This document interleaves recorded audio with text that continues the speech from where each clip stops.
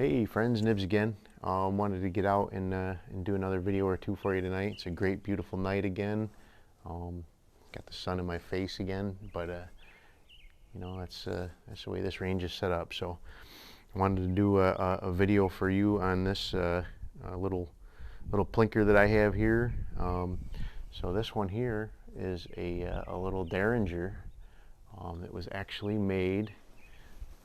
See that on there? It was made by High Standard, and they made these, I believe, back in the 70s. I really never did find out the exact date that this one was made, but this particular one is chambered for 22 Magnum. So there's really not much for usable sights on it, but check it there. We got empty chambers, but it's pretty cool. So the way this works is has a little bail here that you pull up, and then the whole thing flips open, and it has a little ejector. Then you got to pull the spent rounds out, but you close it down and it locks. It is double action only. There's a little cam inside of here, so when you pull the trigger the first time, it actually depends on where it was the last time that you shot. So if you only shot one bullet and then took them out, it would be on the next one, either the upper or lower one, whichever one didn't fire. And then so the next time you loaded it would do the bottom and then upper, or vice versa. So when that cam cycles, there's no way to, that I can tell anyway, there's no way to really tell which round is going to fire first. When I did get this gun, it was actually broken. It would not cycle to the, I think the lower chamber.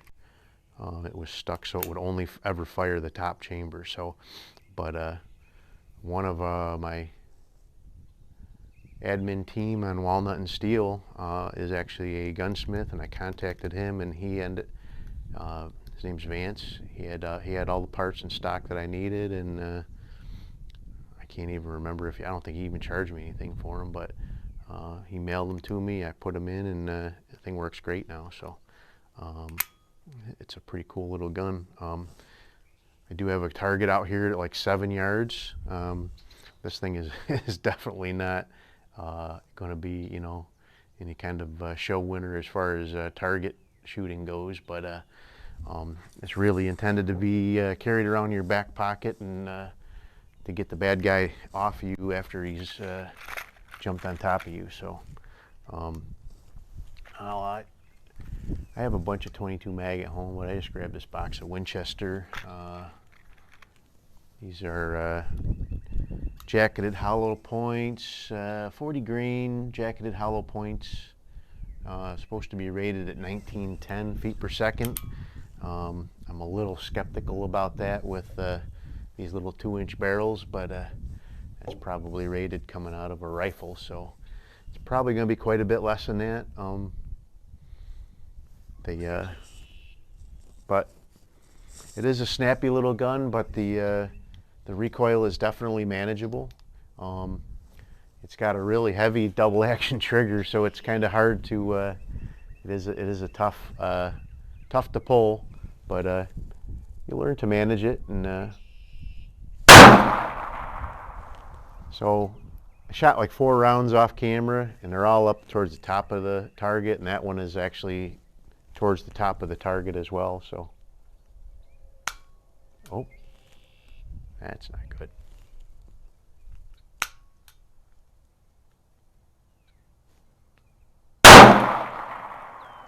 So what I did there was I shot the first one and it cycled down to the bottom one, but I got a light strike the first time, so I fired it again, so it hit the other one that had already fired, and then I fired it again, and it shot that second round the second time. So that's the first time that's ever light striked on me like that, so that's interesting. Let me try a couple more just to make sure we don't have something.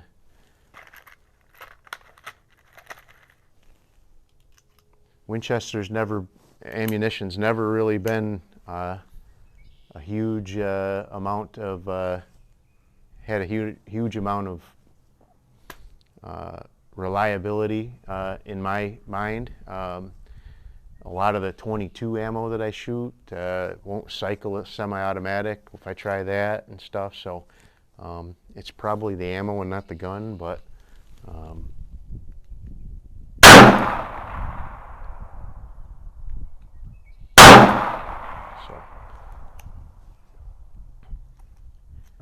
I've shot this this little gun here a lot with CCI and stuff, and never had a problem with it. So yeah, it was just that one, I guess, just a fluke. So it is a fun little gun to shoot, though. I mean it.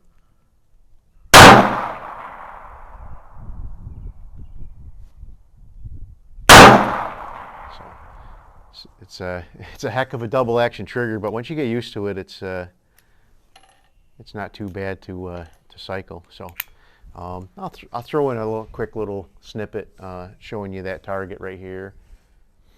All right, so here we go. Here's the target that I was shooting the high standard 22 Magnum at. My first bunch of shots was up here, up high, across the top here, but then it seemed to start coming down. I was always aiming with my point of aim right here at the center dot, but the first handful of shots was up high here, and then able to seem to start getting it down here. 1, 2, 3. So yeah, it pretty much got them all on target though. So really, that's what that thing's kind of intended for. You know, a belly gun or whatever, to be a last resort and get people off you once they're, you know, piling on you or whatever. But anyway, back to the video. And so anyway, there you go. This one, again, made by High Standard. I do like my High Standard semi-autos. I got a bunch of the Target and what do you call them? Semi-automatic 22s from High Standard. I really like those. I do have 1 or 2 22 High Standard rifles as well. Most of them are store brands made for like Sears and stuff, but they are made by High Standard. But anyway, so there you go.